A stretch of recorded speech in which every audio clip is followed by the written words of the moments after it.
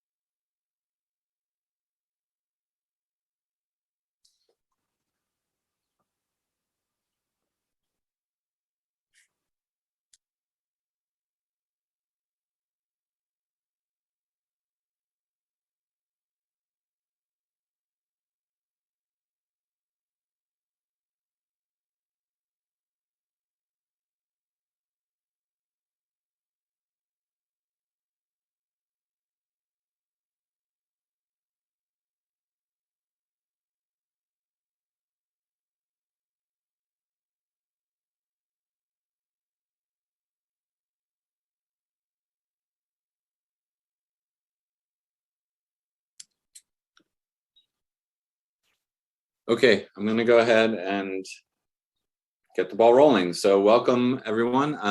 My name is Jonathan Rubin, and I am the chair of the Department of Mathematics at Pitt.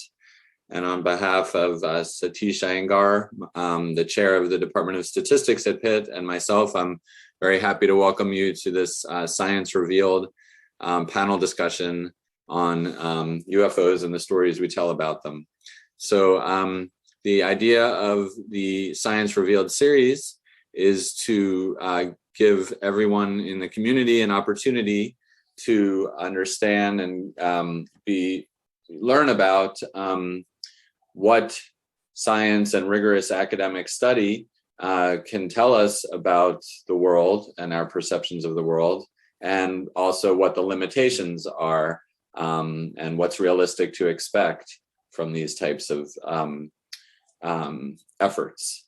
And so tonight we have several Pitt faculty as panelists, as well as Dr. Laura Putnam as our moderator. And so I'm happy to turn the floor over to Laura to start us on tonight's topic. Great, thank you. And welcome everyone. It is fabulous to have you joining us for this evening's discussion about the science of UFOs. So what do we know about UFOs, and what can we learn from the study of both extraterrestrial unidentified flying objects, evidence surrounding them, and also from the kinds of beliefs and understandings that societies have created about UFOs and the idea of extraterrestrial objects over time. So we're joined tonight by 5 distinguished faculty members. We have Dr. Melanie Good, Dr. Elizabeth Archibald, Dr. Elizabeth Arkush, Dr. Mark Kotanch, and Dr. Carlos Badenes. Let me start by introducing Dr. Melanie Good, who is a lecturer in the Department of Physics and Astronomy. She has a background in exoplanet research, and her current research efforts are in the area of physics education research with a focus on student perceptions, problem solving, and experience in physics classes. So Melanie, please share your thoughts with us. Thanks, Laura. I'm going to get my slides up here. So just bear with me for 1 second. We all good here, I think, and we're advancing. Okay, good. So good evening, everyone, and thanks so much for tuning in. I want to begin tonight with a deceivingly simple question, and that is seeing believing? When I look at the image on the slide, I see a spiral, or so I believe. Maybe you've seen optical illusions like this before, and so maybe you already know that, in fact, this is not a spiral that I'm seeing. It is actually a series of concentric circles. Even though my brain definitely believes it's a spiral, based on what I see, it is objectively not a spiral. So seeing something gives us one kind of immediate belief. Taking in what we see at face value yields us a working hypothesis of reality. But tonight, I would like to argue that we need to rely more on just that more than just on that immediate response. We need to dig a little deeper if you want to understand objectively what is real. So, who am I to speak to this idea of objective reality? Well, as Laura already mentioned, my name is Dr. Melanie Good. I'm a lecturer in the Department of Physics and Astronomy. I teach a wide range of classes from introductory physics and astronomy to basics of space flight, solar system and exoplanets, and even physics and science fiction. My current research is centered around physics education research, but I also have a background in exoplanet research. My master's work involved conducting astronomical observations of stars known to have exoplanets orbiting them, and to detect the presence of these planets by the dimming of the starlight that occurred as they cross in front of their stars. So I feel that my expertise is well suited to sharing my scientific perspectives on UFOs. And from what I said on the title slide, you may already anticipate that I will be mostly contributing sentiments of skepticism, but I hope to give you a balanced portrayal. And just to demonstrate that I am not just presenting cold, hard, sterile facts here, one thing you may not know about me is that I am a huge X-Files fan. If any of you are like me, you cannot get enough of season after season of Scully and Mulder. And Mulder definitely seems to come from the camp of seeing is believing. This poster that adorned his office wall demonstrates that sentiment. You see the flying saucer and you want to believe. But Scully always came in the show as the skeptic and dug deeper. And in the end, I usually sided with her.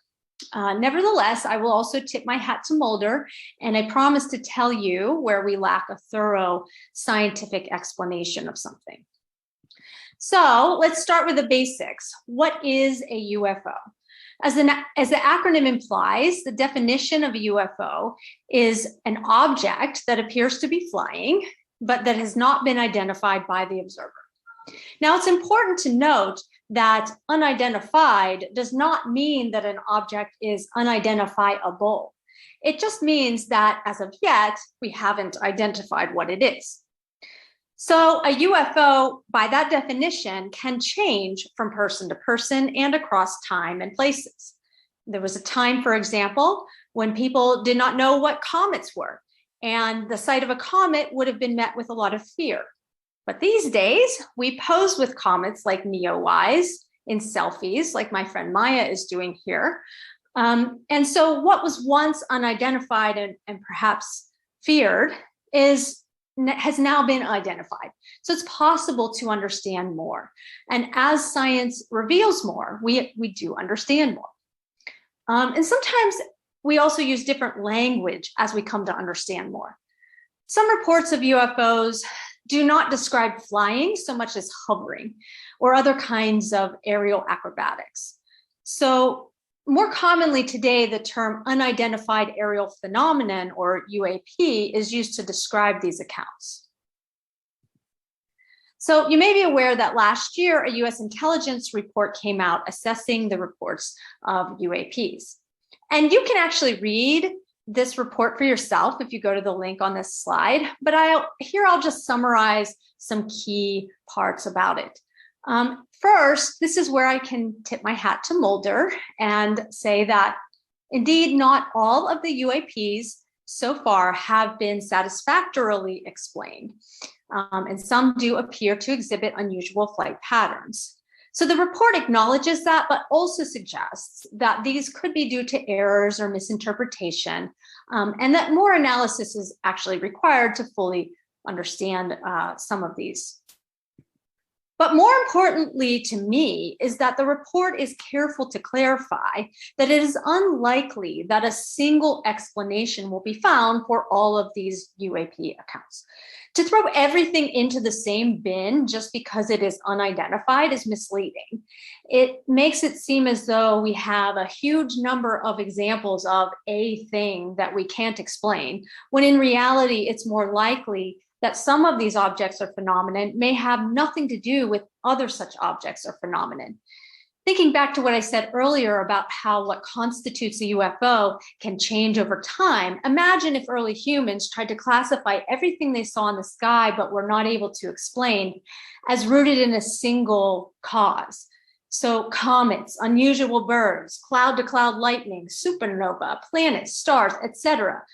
We know now that most of these have nothing to do with one another and take place for very different reasons. So similarly, UAP are likely due to a variety of different phenomena.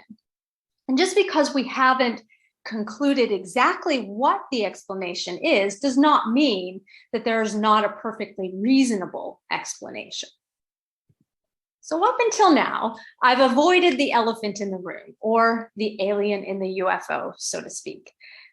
Even if there are many possible explanations, could alien spacecraft be one of those explanations? To answer this, we need to know a few things. First, we need to know how likely it is that aliens exist. Second, we need to know how far away an alien would be from the Earth. And finally, we would need to know how and why an alien would choose to come to the Earth. And these questions are all at least somewhat speculative, but the facts of science can shed light on them and allow us to reach some reasonable conclusions. So to tackle this, we need a basic primer in astrophysics. So to the first question, how likely is it that aliens exist? I'm going to draw upon what I know about exoplanets. When I began exoplanet research in the early part of this century, there were only a few hundred planets known to exist outside of our solar system.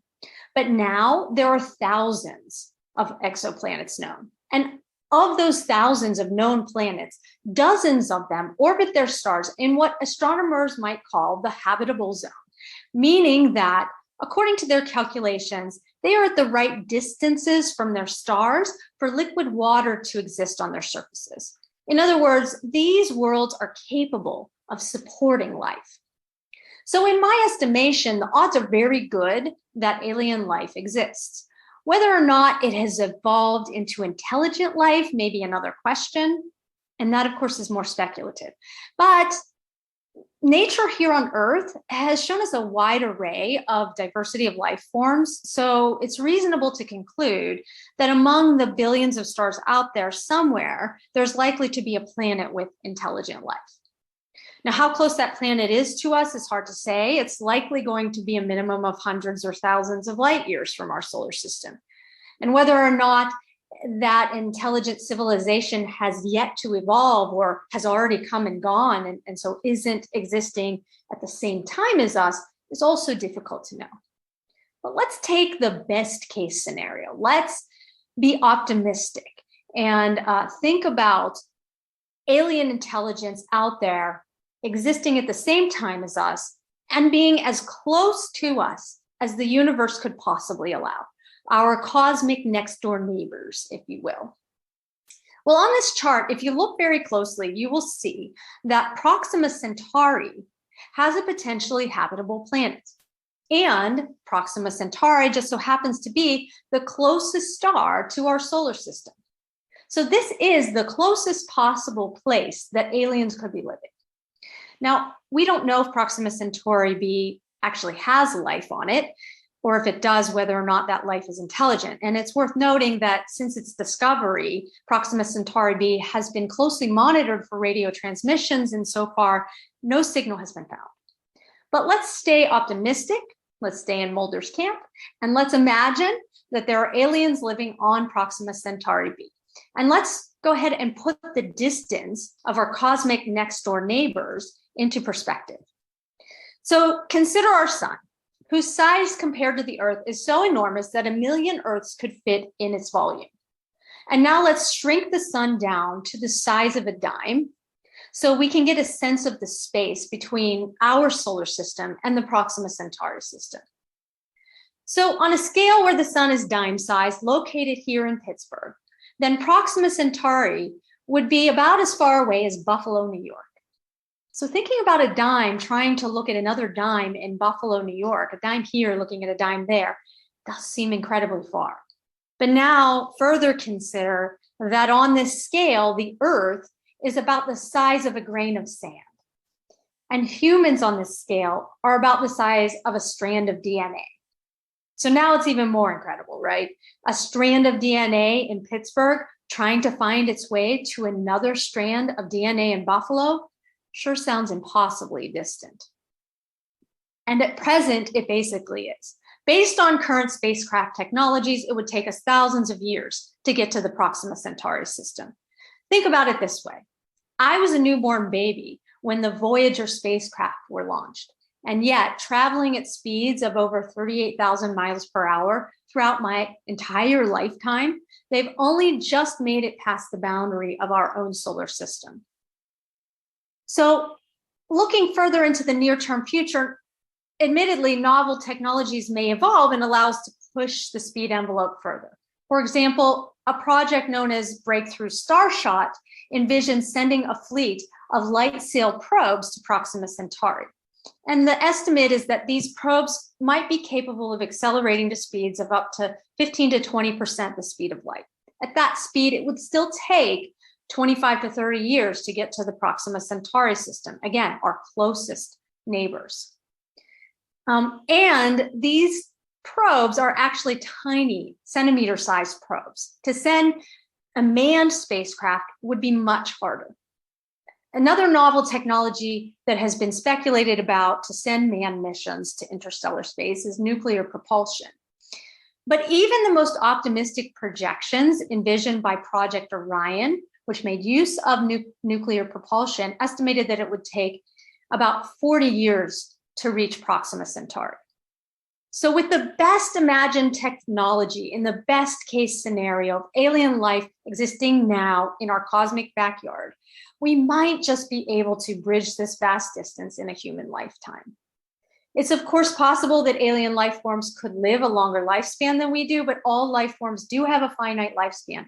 Even the longest lived creatures on the Earth live on the scale of hundreds of years, not thousands of years. So again, at current technologies, even if you were a Greenland shark trying to make your way to the closest cosmic neighbors, you could not make it in your lifetime.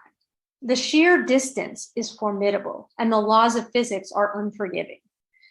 And we haven't even gotten into the effects that long distance space travel might have on life forms embarking on such a perilous journey with no plausible means of rescue or relief. What would be their motivation for taking on such a journey? It's hard to imagine why an alien intelligence would come here, sneak around, and then leave.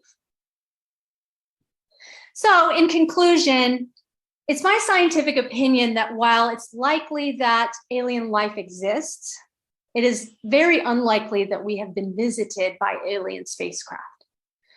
However, it's also my opinion as a human that discussions about encounters with aliens still have their place in the human experience. And that place is in the realm of science fiction.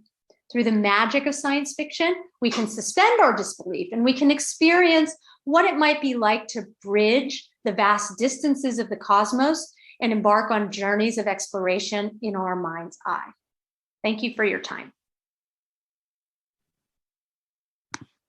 Thank you so much, Dr. Good. I learned an enormous amount. Next, we're going to welcome Dr. Elizabeth Archibald. Dr. Archibald is a historian of medieval Europe and a lecturer in the history department. Her research focuses on the ways that knowledge was transmitted in the pre-modern era. Dr. Archibald? Thank you. So as we shift disciplines here, I'm sure you're wondering what a historian of medieval Europe has to say about the question of UFOs. Did medieval people see UFOs? And if they did, how would they have thought about them? And I want to start by showing you an image here that I hope will kind of take us into those questions. Are you able to see this okay? Are we good? Hopefully. Okay. So what we're looking at is a painting that hangs in the little church of Saint-Jacques-des-Arrêts in the Rhône region in eastern France. This is a modern work. It's a depiction by the artist Jean Fouzereau of the medieval bishop Agobard of Lyon. And we see Agobard here in the center looking like he's got a lot on his plate because the right side of the painting is full of UFOs. It kind of looks like a whole bunch of prototypes of spaceships from different historical eras. And there's some little like grayish figures before Agobard. And over on the side, there is the grain harvest. So Agobard was a bishop in the 9th century during the period after Charlemagne. He was, as we know from his writings, pretty intolerant. Whatever it is, he does not approve of it, but he does want to talk about it. So one of the things Agobard does not approve of is described in a text that we see here. Hopefully moving forward. Okay. And this text is called About Hail and Thunder. Actually, the full title of the work can be translated as Against the Stupid Belief of the Masses About Hail and Thunder. So the text starts out, in these regions, almost all people, the noble and the humble, in the city and the country, the old and the young, believe that hail and thunder can be produced by the will of humans. Oops, hang on. Okay, I hope it's back. All right. And so Agobard goes on to explain that they don't believe that everyone has this skill, just some people who are called tempistarii, the weather enchanters. So this is surprising, but actually from our perspective, Agobard has kind of buried the lead here because he goes on to say, hang on.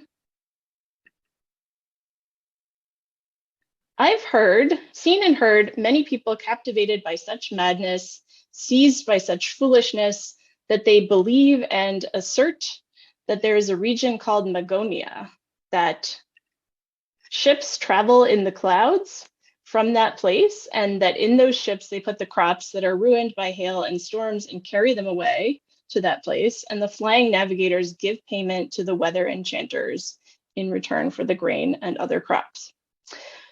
So to review, people believe that flying ships come from a place called Magonia, and the Magonians have a bargain with the enchanters who raise storms that destroy crops, and the enchanters deliver the crops to the Magonians in return for money.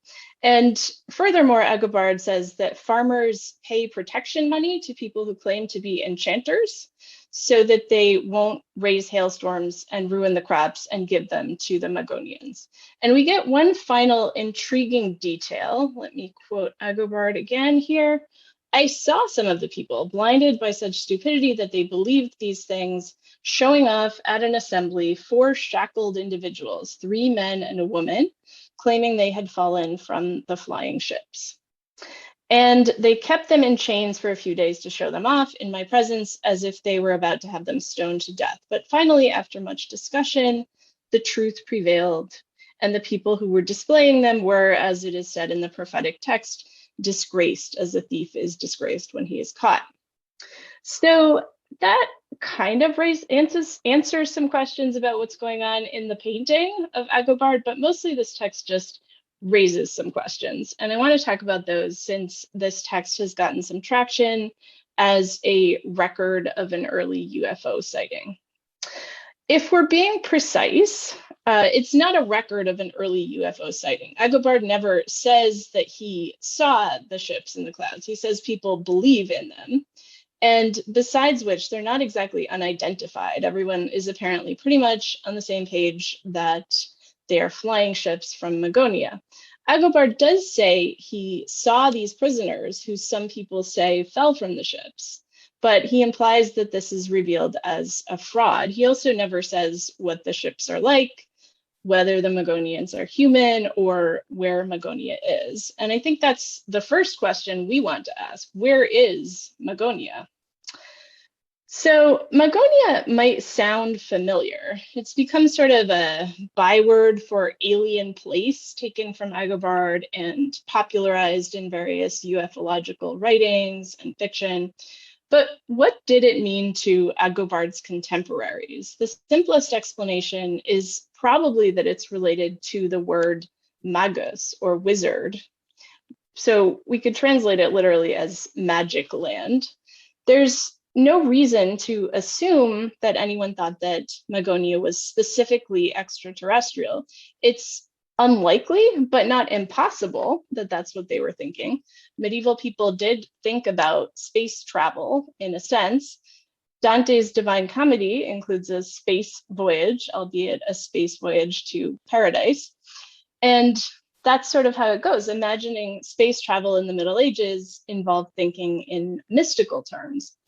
And that's what makes Agobard's text so hard to interpret. He's representing a belief system that's informed by some blend of religion, magic, science, superstition, and folklore, and there's really no way to identify the precise composition. So I would propose a different question about Agobard. What is he arguing against in this text? He tells the story of Magonia quickly and seemingly without much interest. And what he really wants to talk about, incredibly, is the weather. His problem is with the alleged weather enchanters. And this makes sense. The idea of supernatural weather manipulation was an important question. Can the divine intercession of saints influence the weather? Can the dark magic of sorcerers influence the weather? That's the discourse of Agobard's world, which not incidentally is an agricultural society. So whereas Agobard doesn't really pursue the cloud ship thing, he does talk about going around, interviewing people, conducting a whole investigation, trying to find someone who will actually swear that they personally saw an enchanter smack down a huge block of hail. And he doesn't find anyone, which is kind of unfortunate because I'm beginning to think that bringing spring to Pittsburgh is going to require a weather enchanter. But when we read this text, on the other hand, our response to it is, Agobard, hail and thunder and protection rackets are great, but please tell us about the UFOs, the ships, the Magonians. We want to hear about these things. So the painting of Agobard that we were looking at here, it just isn't sort of playing up his focus on the weather. So it's pretty clear that our matrix of knowledge about UFOs is distracting us a little bit in interpreting this text. And that's really the key takeaway here. Attitudes toward the unexplained always reflect the societies that are attempting to do the explaining. I've chosen to focus on Agobard here, but actually we do have a number of what we might call pre-modern records of UFO sightings. Lots of writers made notes about unusual atmospheric and celestial phenomena. Sometimes they're specific enough that we can correlate them with known phenomena. The way it's been proposed that the Baia tapestry depicts Halley's Comet occurring in 1066. So I think this is like the comet selfie of the 11th century. But we also get reports of armies or monsters fighting in the sky, or three suns suddenly appearing, or rotating discs of fire, or a chronicle telling us about the appearance of a column of fire and specifying that it's not like the normal boring columns of fire that are always appearing. And as a historian, I'm always aware that our sources don't give us unmediated access to the past. And this is also clearly true when we read historical texts about UFO sightings. They don't necessarily tell us much about the UFOs of the past, but they definitely tell us about the people who saw them, because people always approach the unexplained with a particular matrix of knowledge and assumptions and fascinations and psychological biases and epistemological frameworks. And that is just as true for us thinking about Magonia as it was for Agobard's contemporaries. Thank you. Thank you so much, Dr. Archibald. And before we move on to the next speaker, let me tell our audience we're definitely going to have time for Q&A at the end. So if you have questions as they're occurring to you, if you have questions for any of our speakers or for multiple speakers, feel free to write them into the chat, and we'll have time to return to your questions at the end. Our next speaker is Dr. Elizabeth Arkush. Dr. Arkush is a professor of anthropology and associate director of the Center for Comparative Archaeology. Her research focuses on the archaeology of Andean South America before the Incas. Dr. Arkush. Thank you for that introduction, Laura. I'm going to just share my screen here and get this going. And there we go. And so I'm here to talk about archaeology and aliens. These are two topics that you might think have absolutely nothing to do with each other. But if you said that, then you would be going against quite a lot of popular culture that's out there on the internet and in other places, including probably most famously the History Channel series Ancient Aliens, which is now in its 18th season, so extremely popular. So I'm going to try to push back a little bit against this great weight of sort of popular excitement about the idea that ancient aliens visited our planet in the past. A lot of these ideas actually can be traced back to this particular guy who looks very happy here, Eric von Daniken, who published the book Chariots of the Gods in 1968, a moment at the sort of height of excitement about the idea of extraterrestrials in the United States, promoted by people like, Carl Sagan and so on. So it's just a lot of excitement about the idea at the time. He claimed to have indisputable proof that aliens had visited Earth in prehistory and inspired many ancient wonders. And it was just a mammoth bestseller and very influential. So those ideas are still to some extent circulating today and have inspired a lot of the more recent takes on ancient aliens. I think these are crazy ideas, but they have the side benefit of motivating a certain amount of archaeological research, or at least getting that information into the public. And so I'm going to sort of look at a couple of examples here to show you what I'm talking about. Let's start with case number one, the Egyptian pyramids. This is a sort of a prime case for speculation about aliens, and you can sort of see why, because the Egyptian pyramids are really huge. The ones at Giza are the famous ones, and the biggest one, which was built by a pharaoh named Khufu, called the Great Pyramid, was built, first off, it's very, very old. It was built in the 26th century BC. So if we want to think about that in relative terms, much like Melanie Good was showing us with dimes and DNA strands, Cleopatra lived closer in time to us than she did to the Great Pyramids. That's how old they are. Anyway, this pyramid is 500 feet high. It was the tallest structure in the world when it was built, and it remained the tallest structure in the world for about 3,800 years. It's over 2 million blocks of stone, of limestone. They average about 2.5 tons each, but the largest ones are 15 tons. It's very precisely engineered. So it's quite an engineering marvel.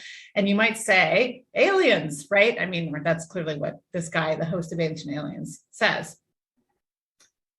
Actually, we have a lot of archaeological evidence showing how Egyptians built them. We have evidence that ranges from the quarry sites where the rock was quarried to tomb paintings depicting stonemasons dressing the blocks, hauling the blocks on sledges, the workers' quarters at Giza, to a recently discovered fragment of papyrus by an official who records the transport of especially nice limestone blocks for the outer facing to Giza. So that gives us a good idea of the how. It's still a remarkable achievement. It's estimated to have taken around 20,000 laborers over the course of 20 years of Khufu's reign to build this thing.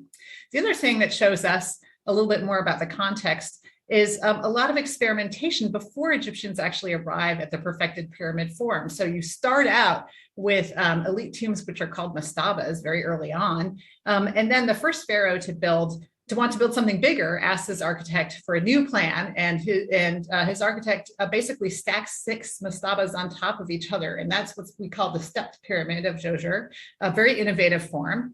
Then a successor of Djoser, King Sneferu, decides he wants something even bigger and better. He tries to build a stepped pyramid that's quite a bit larger and steeper, and it collapses partway through. That's the pyramid at Meidum, originally 7 steps, now only 3. He then attempts a new period at Dashur, which, as you can see, is bent in the middle. So the angle was too steep at the start. Probably there was a collapse partway through, and then the angle got corrected to a more stable shape. And finally, in his last pyramid, Sneferu got it right with the red pyramid and using the same angle as the top of Dashur, and that becomes a model for Giza. So what we can see here is this sort of process of history of experimentation as Egyptian architects figure out how to do this new form, and contextualizing this really truly marvelous ancient marvel helps us understand the archaeological kind of activity and context behind it. Let me move on to my second example. These are the Nazca lines. These are amazing geoglyphs in Peru's coastal desert that were made by the ancient Nazca people around 200 to 700 AD. They're very long and large. Many of them are just straight lines that run straight for miles and miles, sometimes up to 15 miles in the desert. Some of them are very large triangles or trapezoids.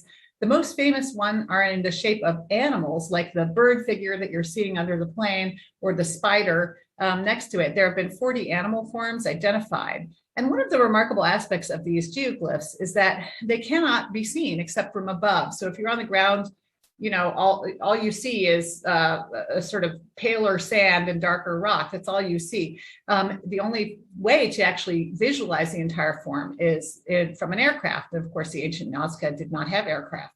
Or did they? Right? Because von Daniken's argument originally was that the Nazca lines were a set of runways for alien spacecraft. And so aliens visited here in ancient times. They were interested in the minerals, and the native populations built these to kind of provide them with landing strips. Again, a closer look reveals lots of interesting things about these things. First off, making them doesn't seem to have been very complicated. You just brush away a layer of soil and rocks to expose the lighter ground underneath. So that's not terribly labor intensive. You do need to be able to sight in a straight line and mark it with posts and string. That's also not terribly difficult. And neither is scaling up an image like a small drawing to a larger extent. Not so very high tech. But of course, the big question is why? And this is one we still really haven't answered. They seem to be religious designs of some sort, but their function is very unclear. The animal drawings are the same types of animals that are depicted in textiles or in ceramics, as with this fish on the right, from the same Nazca culture. A lot of them, as I say, are in straight lines, and there's some evidence that the earliest of these lines marked astronomical alignments like the summer solstice, for example. But these Nazca lines, a lot of them don't obey those rules, and they don't respect each other. They crisscross each other. They write all over each other. It's been recently suggested that some of them may have been used as ritual walks, because some of these figures are designed as one long continuous line, and you wouldn't really know where you were going from the ground, but you would eventually wind up back where you started. So it's kind of like medieval labyrinths, the sort of process of walking or the contemplation induced by walking may have been the point, as with the process of construction of these lines, rather than the pattern that we're so focused on from above. My third example are the moai, or heads, of Easter Island. Easter Island is about as far away as you can possibly get from any other place on Earth that's inhabited. It's about 2,000 miles from west of the coast of South America, about more than 1,200 miles southeast of the nearest inhabited Pacific island. And it's first settled about 1200 AD by Polynesians as part of their remarkable age of exploration. They settled, they started farming, they built fairly large and hierarchical societies, and they carved these moai, and there are more than 900 moai known to date. Many of the iconic images just show heads, but they're actually full body statues. Later on, some of them have hats, and they may have been a representation of important or mythic ancestors. And the map shows you the main quarry, Rano Raraku, where almost 400 moai are still found in sort of varying states of completion. But then, of course, they had to be moved to their final resting places, most of which are on the coast. And they weigh 10 to 80 tons or so. And unlike Egyptians, there are no draft animals to pull sledges. So how did they do it? Impossible, right? That's sort of the argument. But actually, when we look at how people in traditional societies moved multi-ton megalithic blocks, they used rollers, sledges, ropes, and just a lot of human labor. And archaeological experiments have moved 40 to 50 ton megaliths in this way. Easter Island doesn't have the rollers anymore because it's totally denuded of trees, but from sediment cores, we know that there's tree pollen in the past, so that wasn't always so. Or even another possibility, legends talk about the statues walking to their final resting places, and archaeological experiments show that this is actually possible too, again with ropes, lots of people, and a lot of coordination. So you might sort of be thinking, okay, but it's basically harmless fun, silly to be speculating about aliens visiting the past. I just want to point out one problem, which is that attributing ancient marvels to aliens implies something about what humans are capable of. The archaeologist Kenneth Fader calls it our ancestors, the dummies hypothesis. We're thinking that because their technology was less advanced, they were somehow dumb or primitive or ignorant or uncreative. In other words, in von Daniken's words, we are not prepared to admit or accept there was a higher culture than our own. So therefore, aliens are the only explanation, right? But if we think of people in the past as being just as observant and creative and clever as we are, then we come to different conclusions. And the other thing to be aware of is that not all ancient ancestors are treated equally in this regard. So if you count up the ancient marvels that von Daniken claims were actually built by aliens, you see only 2 in Europe and a heck of a lot more in Africa and other places like that. So it's really non-white ancient ancestors who weren't sophisticated and advanced enough to have made these things. And I think that's the thing to be a little bit aware of. So I'll leave you with this thought that the ancient past can feel like an alien world indeed, but when we look closely, we see human fingerprints all over these things that are so weird and amazing, and they kind of help tell us how weird and amazing people are as a species. My invitation is to a prehistory that is astonishing all on its own without adding aliens. Thank you. Thank you so much, Dr. Arkush. Oh, that was fascinating. And again, a reminder to those listening that you should feel welcome to put any questions into the chat, and we'll make sure to have time for those at the end. And I'd now like to introduce Dr. Marc Catanche. He's an associate professor of psychology. He leads a cognitive neuroscience laboratory that examines how the human brain creates knowledge and meaning from perception. Dr. Catanche. Great, thank you. And it's great to be here. Thanks everyone for coming to this group. If anyone can't see my slides, well, I'm sure, let me know in the chat, the panelists will. Okay, so today I'll be talking about, from the view of a cognitive neuroscientist, why humans have repeatedly kind of been fascinated and interested by UFOs and just generally alien life visiting our planet. I'm a cognitive neuroscientist, and my work specifically is at the border of perception and memory. And it's how we perceive the world and how we interpret that, and how our existing knowledge can actually inform and bias what we see and affect, in turn, how we understand things. So, when I was putting together this presentation, I realized there are a ton of cognitive neural processes that I could talk about today. But I've only got 10 minutes, so I'm going to narrow it down to 3. I'm going to talk about the recognizing brain, or why and how our brain recognizes things, perceptual stimuli, as it were, in the environment. I'll talk about the attributing brain, why we have a tendency to assign agency to certain things in our environment, and the explaining brain. When we have unknown phenomena occurring, why is it that, I'm being told in the chat that the screen is very small. Sorry about that. Is that the case for everyone, or just one person? Okay, looks fine to me. Okay, might be on your side, Nadine. So, okay, where was I? Yes, so the explaining brain, why uncertain and unknown phenomena occur.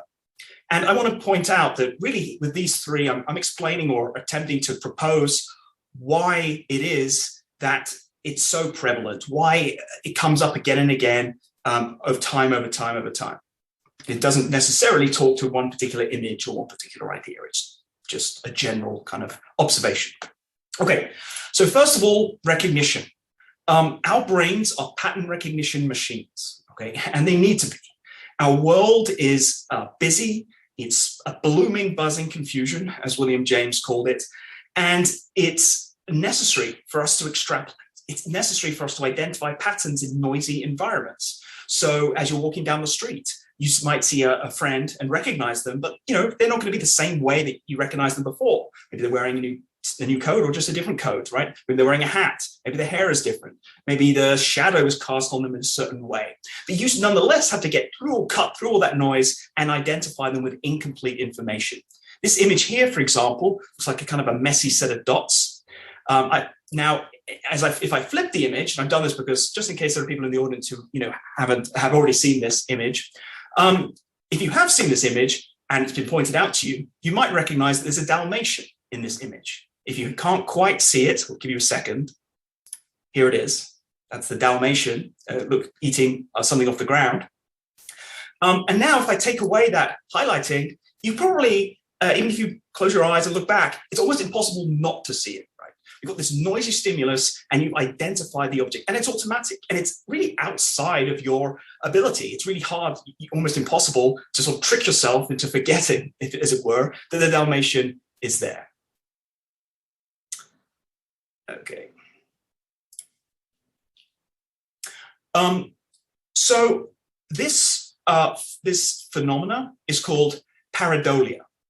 And pareidolia is the tendency it's a cognitive tendency to perceive a specific, often meaningful image in a really random or an ambiguous visual pattern. And as I said, it's a pretty healthy cognitive process. A classic on the topic that we're talking about now is the famous face on Mars. I'm seeing, one second, I'm seeing a few things in the chat. Mark, it seems like for the panelists, your screen is fine, but for the other attendees, they're seeing your image large and your slides small. Interesting. Does anyone have any ideas? Sorry about this. 1 second. See if I can do something here. I welcome any suggestions. There is a thing that says view options where the screen sharing is at the top. I don't know if anything in there might be helpful. Good idea.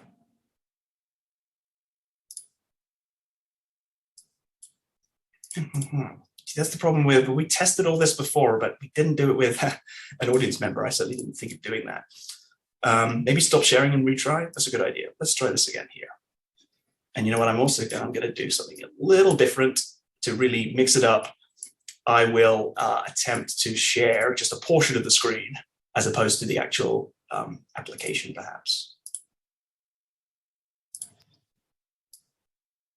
All right, you'll have to, people will have to tell me what this is like.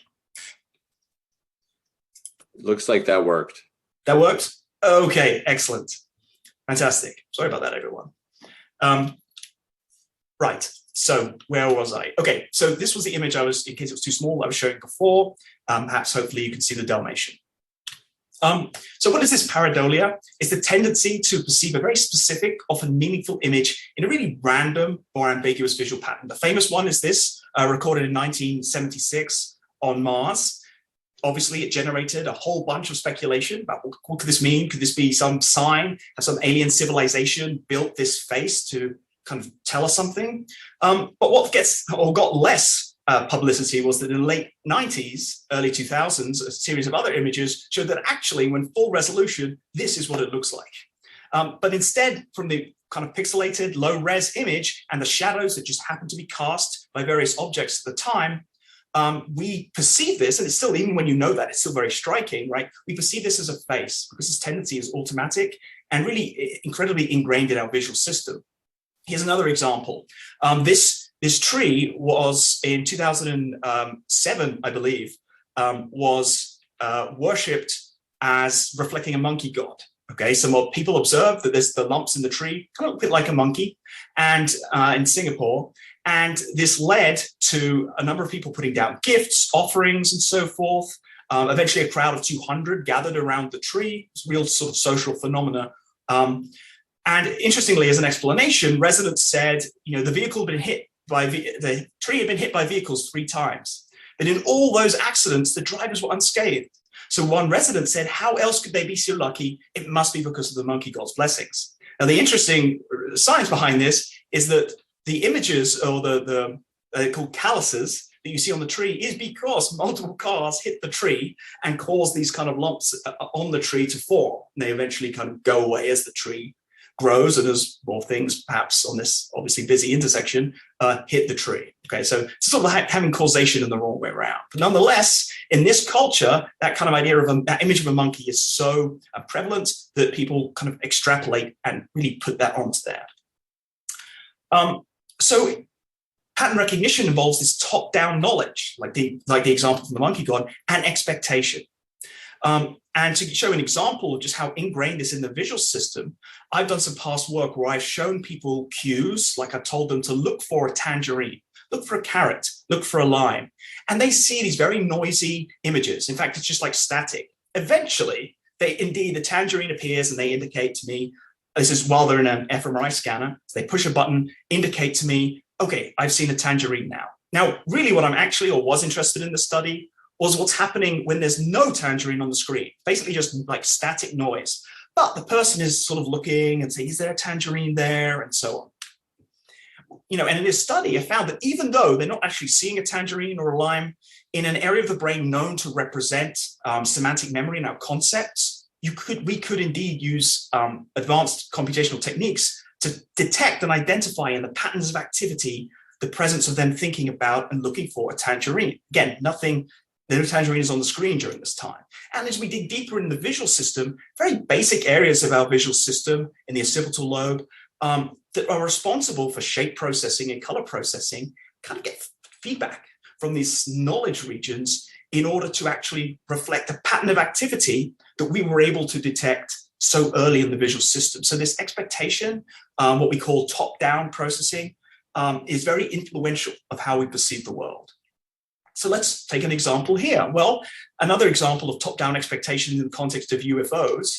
A famous UFO story is that in 1964, a man named Barney Hill was under hypnotism, and it was said he reported, he sort of had a kind of a memory came back up during I won't comment on hypnotism right now, I'll let you be the judge of this, but reported the 3-year-old memory of abduction by aliens came up. He described them as having gray skin, large eyes, what we now call grays, okay, or gray aliens. And this was very popular, became known as the Hill abduction. But if you look 12 days earlier to this session where he had this repressed memory come back up, The Outer Limits had aired an episode which was one of the first times that the grays had been shown on TV, just 12 days earlier. Now, that is not as well known as the actual report, right? The Hill abduction, and a TV movie was later made called The UFO Incident, which was very popular at the time. And ever since then, the number of reports of aliens that look like grays or have a sort of a saucer as a ship skyrocketed, right? This particular depiction suddenly skyrocketed after these particular very public and popular events. Again, expectation affecting what we perceive and how we interpret different things.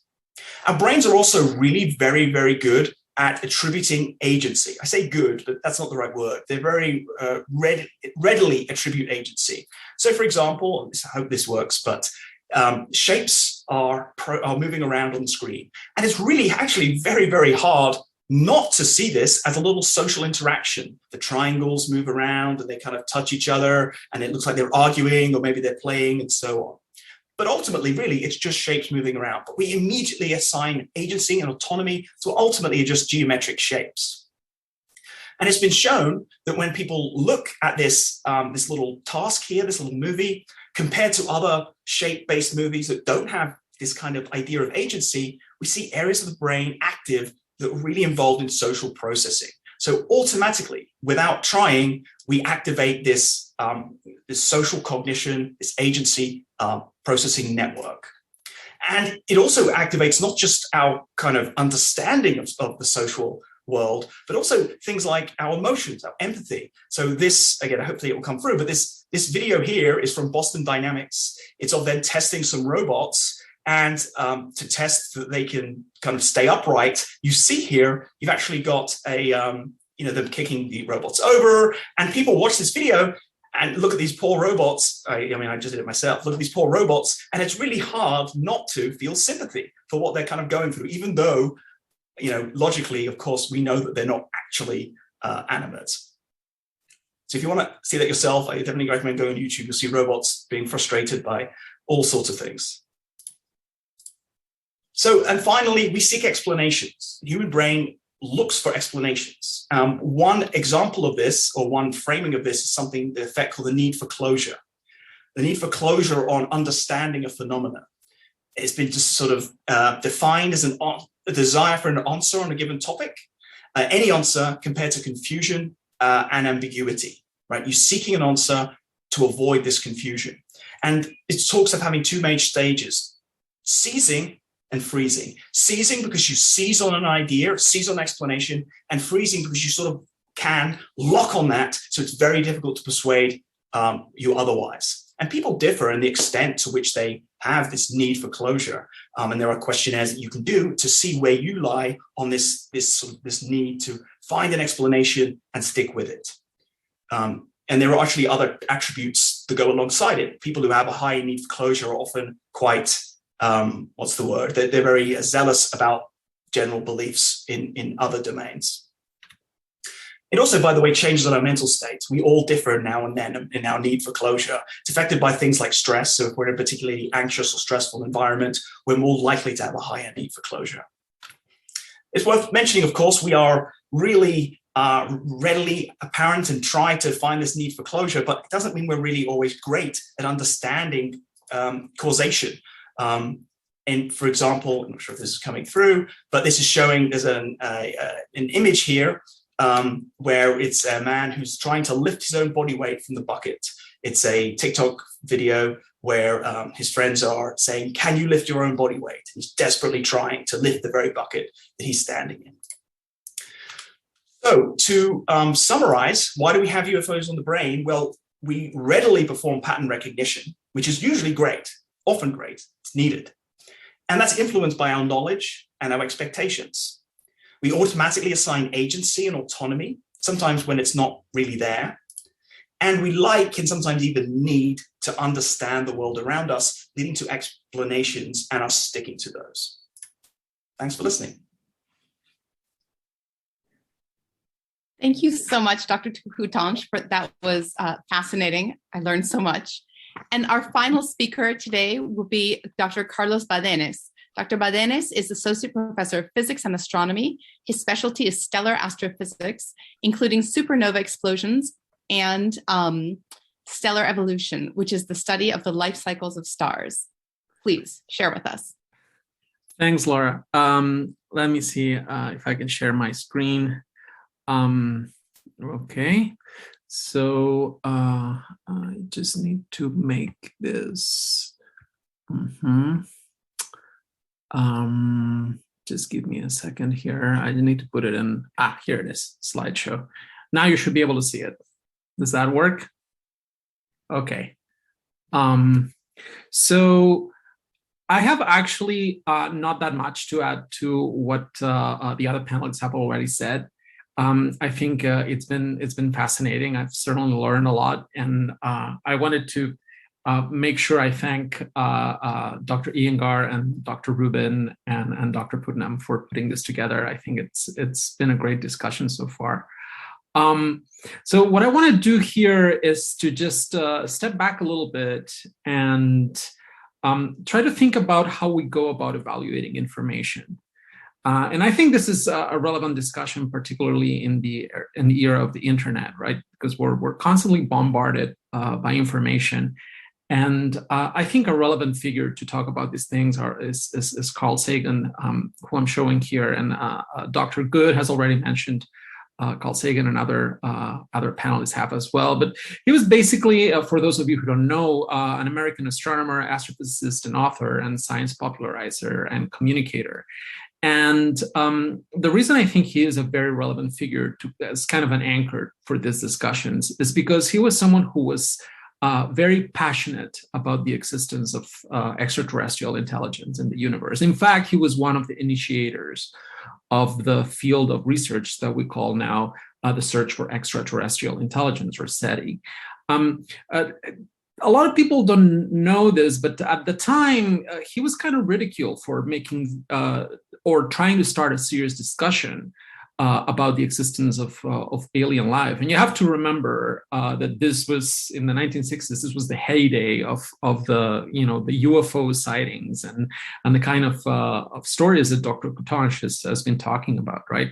But Carl Sagan made a concerted effort to try to frame this discussion on solid scientific fact.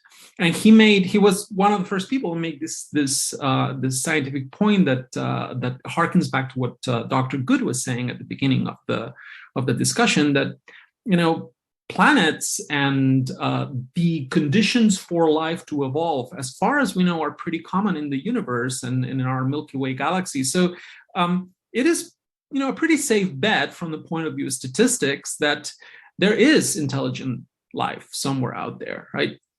An entirely different question, as Melanie was saying at the beginning, is whether these, putative intelligent aliens are actually going to visit our planet, and whether they're going to show up on something that looks like a flying saucer, right? But Carl Sagan really inspired a whole generation of scientists through his documentary Cosmos, and certainly one of them, which has recently been remade by Neil deGrasse Tyson. And one of the things that he was very passionate about was this evaluation of information. And in his book, the Demon Hunted World, Carl Sagan proposed something that he called the baloney detection kit, right? So if you're exposed to an interesting new fact or an interesting new observation, how do you evaluate hypotheses about it? And how do you do this in a systematic way? And so here's the baloney detection kit. I don't think we have to go through every step of it, but I think it's important to stick with the spirit, right? So number one here is, wherever possible, look for independent confirmation of the facts, right? Encourage substantive debate on the evidence by knowledgeable proponents of all points of view. Then you have a reminder that in science there are no authorities. At most, there are experts. It's usually a good idea to listen to the opinion of the experts, but that doesn't mean that that is the final say on anything, right? Spin more than one hypothesis. Don't simply run with the first idea that catches your fancy. Try not to get overly attached to an hypothesis just because it's yours. And I can tell you from experience as a active researcher and a scientist that even scientists don't always stick to this particular point. Number 6, which I think is very important, is quantify wherever possible.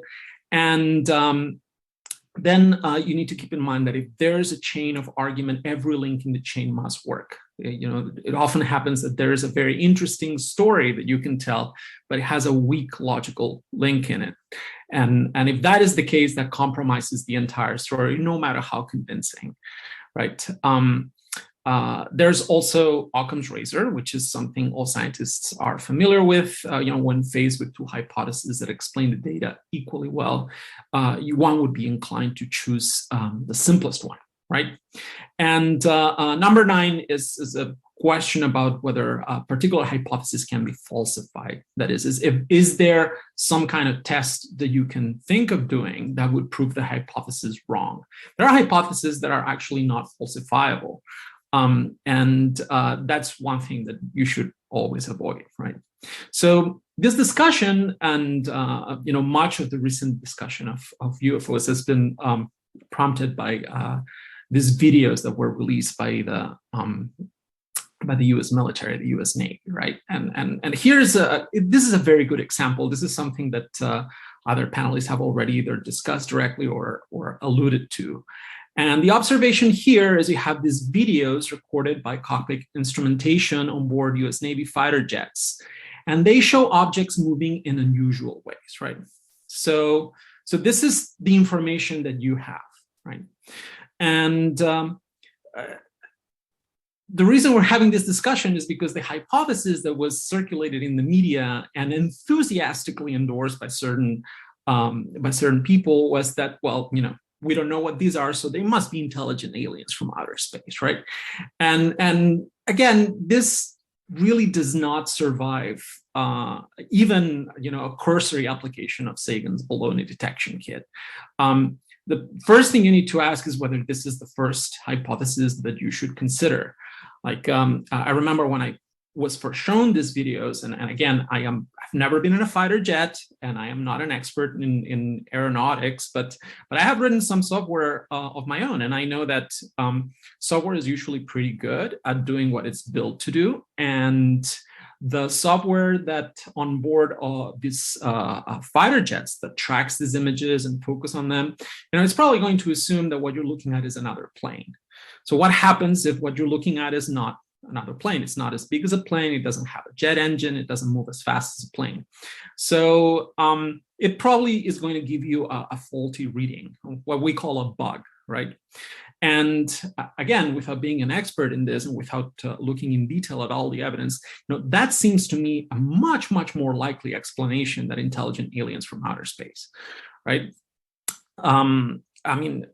Another thing that's worth noting about these videos is how little information they contain. If you look at the videos themselves, they're very grainy pictures of objects that are not resolved. In this particular one that I'm showing a screen capture of here, the shape of this object that the cockpit instrument is looking at changes when the camera rotates.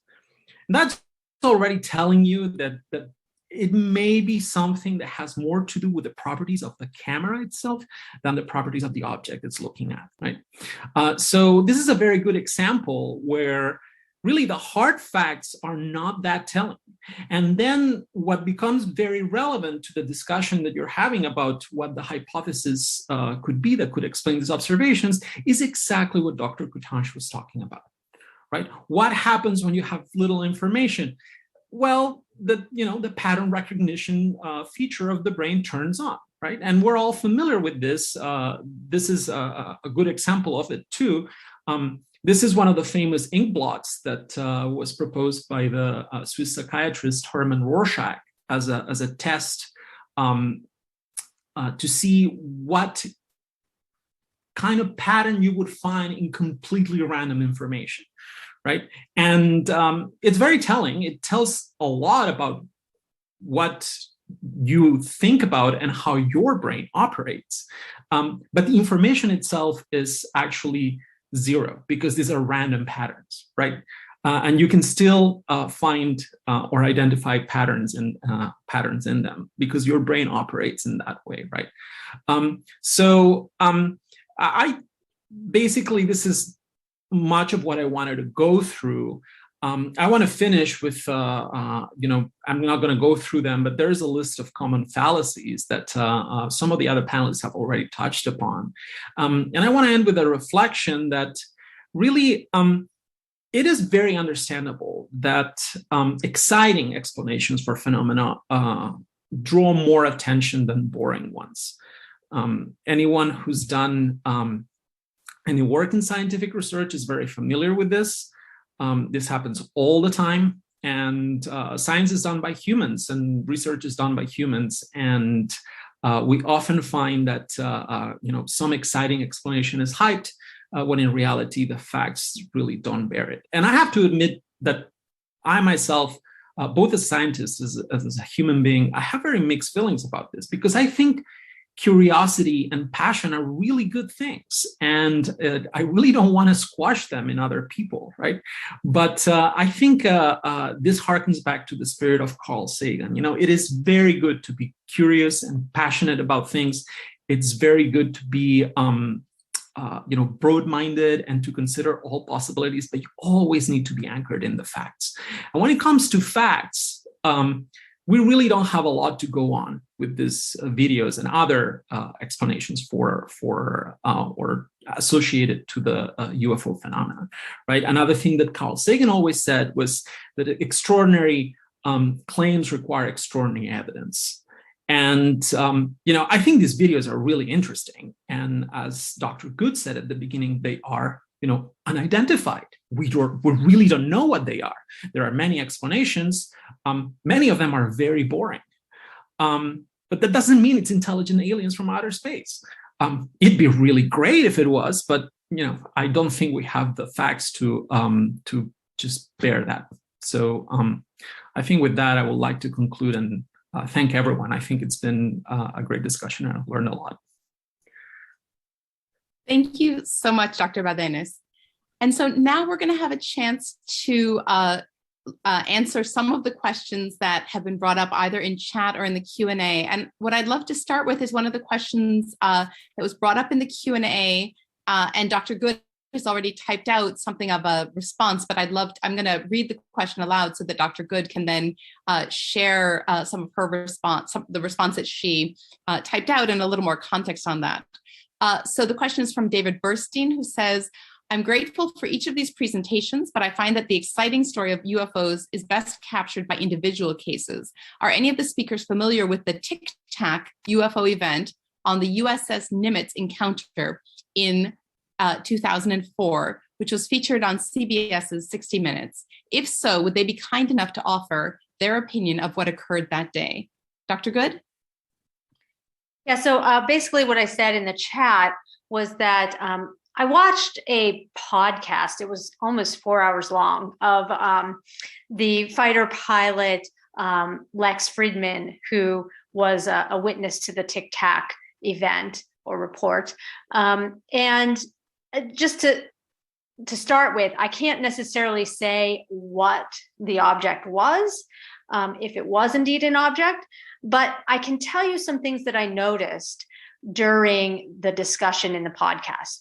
First of all, I noticed that in his account, he explained that there was a buzz about reports of something weird that had been seen. So this gets back to what Mark had said about expectation, right? And so he goes out that day with a certain expectation.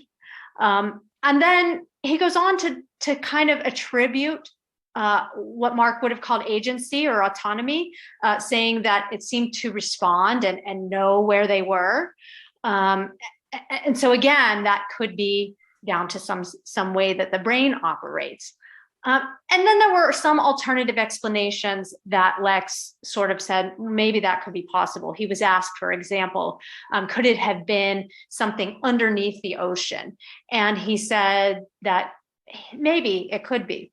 But then he went on to say, well, if you were going to hide something on this planet. So again, sort of attributing agency. And I also noticed that, he said that if it was some advanced technology that the government had been keeping secret, why in the intervening 18 years has it not come to light? And that made him even more entrenched in his thought that maybe it was alien technology. And that gets to what Mark was saying about need for closure, right? That he sort of needed some explanation there.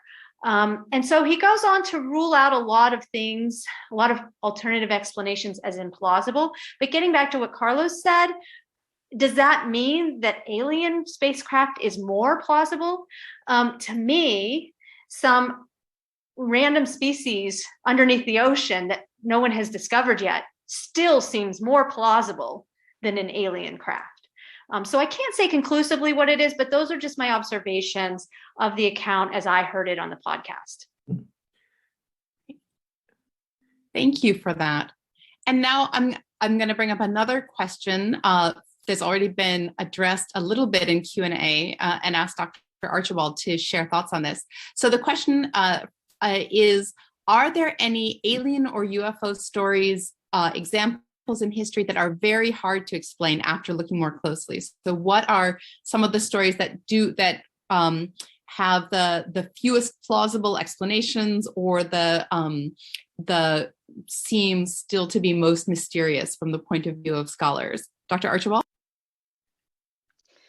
This is a really interesting question, because I think that the normal ways that historical texts are difficult to interpret kind of intrude before we'd be able to really assess kind of extraordinary ways in which texts are difficult to interpret. If there are sort of truly bizarre things going on, I think it's really hard sometimes to tell that, because the texts themselves can be sort of a pretty shaky foundation for basing arguments about these things on, because people in the past who wrote things down had very different assumptions than we do about all kinds of things, you know, including UFOs. And so it's not sort of out of the ordinary within historical texts like chronicles and annals and the sorts of things that I've been talking about a little bit, to see these kind of outlandish discussions of things that people have seen, witnessed in the sky.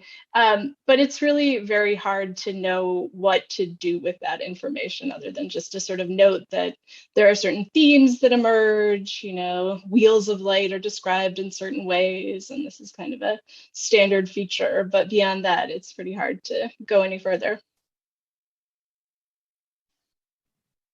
Thank you. And so let me bring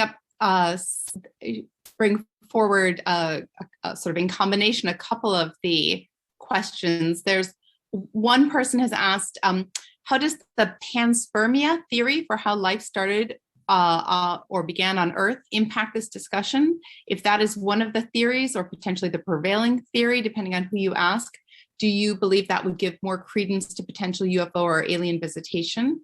And there's a second question about Commander Fravor. I'm not familiar myself with the particular incident that is being referenced here, but asking how that might have been, how in that case the commander, the observer, might have been misled by pareidolia or expectation or agency attribution. So I don't know if anyone wants to jump in on the specifics of either of these questions, or maybe either of these questions raises for you a relevant point that you wanted to elaborate on from your presentation.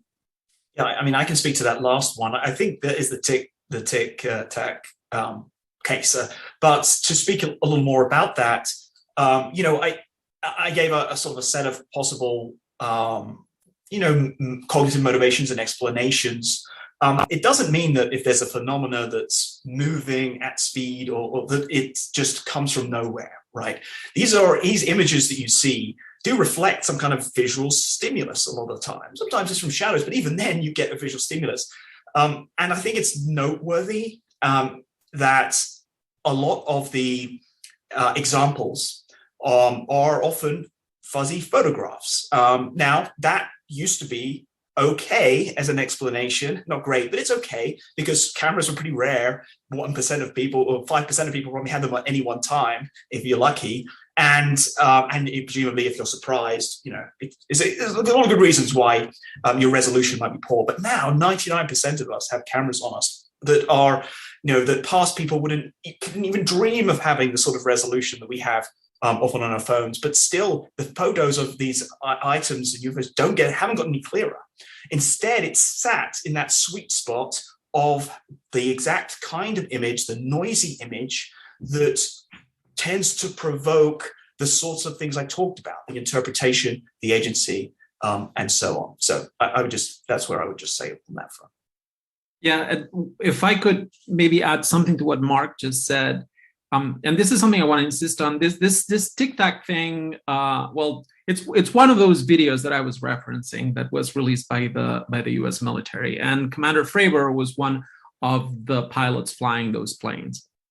And the first thing to say, or out of the bat, is that whenever someone with that kind of training is saying something, you should really, listen carefully to what they're saying, because these are people, again, who have many hours of training, and they're kind of used to judging things like distances and perspectives. But you also have to remember that they're human, right? And there's been a lot of analysis. You can find it easily on the internet about these videos. And if you look at them, again, they're very grainy. They don't show any features in these objects. And what you see is objects that appear to be moving very fast against a background. And in this particular one, it was the sea, right? But you have to remember, these videos are taken from a plane that itself is moving very fast. Fighter planes are, they can have speeds of 400, 600 kilometers an hour easily, right? And there's a well-known phenomenon called parallax that happens when you're focusing on something that is moving slowly or even stationary, and you take an image from an object or a platform that's moving very fast, and that object, even if it's stationary, even if it's a balloon, appears to be moving very fast against the background, right? And this is where the comment that I made about the cockpit instrumentation and the bugs in the objects are. It's very hard to be quantitative about this if you don't know how far away the object is, and that's really hard. The instrument that is on the cockpit gives you an estimate of that distance, but it's very easy to get that wrong. And if you get it wrong, then suddenly something that is super exciting becomes very mundane. So I just want to make sure we mention that. I would just add one quick thing to Carlos's points here. I will say, in terms of expectation, even on someone, in a fighter pilot, the association between UFO and alien is so strong that it's become synonymous. It used to be unidentified flying objects, could be anything. It could be another nation's experimental aircraft. It could be anything. It's unidentified, like we heard at the beginning. But now we almost have to throw that out. It's so synonymous that UFOs, now we think of alien aircraft. So that just shows you how instinctively we gravitate towards that. And as I described, how expectation can color our interpretation and even our recall. I didn't even talk about memory recall, but that's another thing. Exactly. And I mean, Melanie's comment about the previous reports of something weird going on, and that kind of, setting the mind frame for Commander Fravor, that's right on the money. So it's not like he was approaching this with a completely open mind, right? Let me elevate another question from the Q&A. So this is, and Dr. Good, I think you already were typing some responses there. So the attendee says, considering Proxima Centauri b being one of the closest candidates for a planet in the habitable zone, what about the potential moons of planets, Titan, Europa, Enceladus, etc., having possible life? If we were to identify signs of life, whether intelligent or not, considering the possibility of the atmosphere of Venus, would that better support any theories of extraterrestrial visitation? Thoughts? So basically what I just started typing in was that, yes, there are places in our solar system that could be little niches for life, and that hasn't been ruled out. Extremophiles, for example, could exist in icy oceans of moons within our solar system. But I think it's pretty clear that there aren't intelligent life forms in our solar system aside from here on Earth. And so that really doesn't better support the idea of alien visitation, because as I said before, still, where would that intelligent life come from? It's not in our solar system. Therefore, the closest possible place is still Proxima Centauri. And as I demonstrated, it's so painfully far away that you still have all those same problems that I highlighted before. Great, thank you. Let me elevate another question that came to me through the chat. What are there some patterns? Are there particular events or contexts within recent history, whether those are man-made contexts or natural contexts, that have correlated strongly with increased sightings of UFOs? Of course, one of those patterns of context has already been mentioned, which is that when popular cultural representations of UFO sightings in particular become elevated, maybe that primes people to seek that explanation for phenomena that they're experiencing. But are there other either in recent history or in the deeper past, are there other kinds of contexts or phenomenon which tend to correlate with these waves of interest or surges of people finding this as a compelling question or important explanation? I can jump in here from the further past to talk about this a little bit. One of the contexts in which we have a lot of documentation of sort of bizarre things happening and sort of unexplained phenomena is in the period around the Black Death. And this has to do with people's sort of mentalities being primed apparently to look for celestial or natural phenomena that indicated disturbances. And I mean, you can certainly imagine that that was kind of a dark mindset, but there's also sort of an analogy between the microcosm and the macrocosm that is supposed to indicate that if things are out of whack in one, that will reverberate in the other. So we have a lot of texts that are like, it was very dark and cold in summer that year, and the sun disappeared and many portents were observed, and then the plague came. So there's an older historical example of this. Any other thoughts or examples from our panelists? I mean, one example, I don't know, this is more under the category of kind of explanations that kind of run wild, is things like, cell phone towers and maybe the impact that can have. Leaving us even aside 5G, just going back to sort of 4G, 3G, even radio towers. At some point or another, people have said, hey, this is causing headaches and so on and so on. And then when that suddenly you get a balloon, you see that jump, the kind of like I talked about with the Greys and the movies and how it being so popular. When those things become well known, people will often ascribe that explanation for what it probably is a headache, but it's a headache that perhaps in the past they would have ascribed to being tired or having drunk a lot. But if they just read something in the newspaper about all these cell phone towers or these radio towers, maybe that's it. That would be an example, I think, of where you can observe a real jump.